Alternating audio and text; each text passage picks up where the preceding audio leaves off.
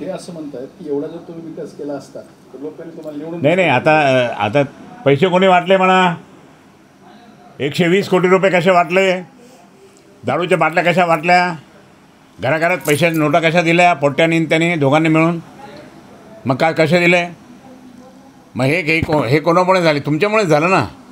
आज आज रडतात लोक की तुमच्यासारखा माणूस त्या ठिकाणी काम करणारा माणूस त्या ठिकाणी आज पराभूत झाला. आता कोणीच काही लक्षात नाही. लाईट गेले तर लक्षात. मी दर महिन्यात मीटिंग घ्यायचो इलेक्ट्रिसिटीची, दर महिन्यात घ्यायचो, 4 तास बैठक घ्यायचो. त्यामुळे अनेक प्रश्न सुटले. मी दर 3 महिन्यात त्या ठिकाणी म्हणजे ग्रामीण योजना आणि शहरी योजनेच्या मी बैठका घ्यायचो अनेक वेळेस. आणि मी खूप व्हिजिट करायचो. मी हे करायचो. वाट कोणी लावली? वाट तुम्ही लावली. लोकांना दारू पाजून त्या ठिकाणी लोकांना मतं घेतले. त्यांची दारू पाजून लोकांचे मतं घेतले. दारू पाजून हे म्हणा ना.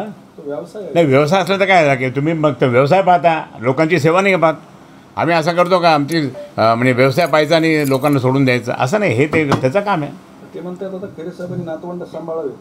नाही, आता ते मी त्या थर्ड क्लास माणसाची काही बोलत नाही. त्याच्यामध्ये काही मला बोलायचं नाही. आता खासदार आहेत ते. नाही, कसला आला आता खासदार? काय आला? दारू पाजून आलेला निवडून आलेला माणूस काय? मी 20 वर्ष होता, तो आता शिकाला 1 वर्ष झालं तरी काही दिसतं काय काम त्याचं? मग अशी ते बोलताना म्हणले नाही, आता काही मला काही त्याचं काही बोलूच नका मला. नाही, त्याचं काही बोलूच नका. त्याचं संजय शिरसाटांनी तुम्हाला पक्षात घेण्याची ऑफर दिली होती ना, तर ते म्हणले की आम्ही पक्षात घेणार नाही. अरे पण त्यांनी तुम्ही काहीतरी असं बोलू नका. कोणी काही मजाक नाही म्हणतं. मी तुम्हाला आत्ता याच्या आधी काय सांगितलं? मी मेलो तरी शिवसेना सोडणार नाही. बाळासाहेब ठाकरेंची शिवसेना उद्धव साहेबांच्या नेतृत्वाखाली. आता इतकं बोलल्यानंतर सुद्धा मग मला माझी मारायची वाट पहा. मग हे करा. असं उलटं पुलटं बोलू नका तुम्ही. शिरसाट असं बोलतो, शिरसाटचं ते जमतं का दोघांचं? नाही जमत. कोणाकोणाचं? त्यांनी दोघांचं जमत नाही. कशामुळे? आता जाऊ दे. आता कशामुळे वगैरे जास्त बोलू नका. जास्त जे कामाचं बोला.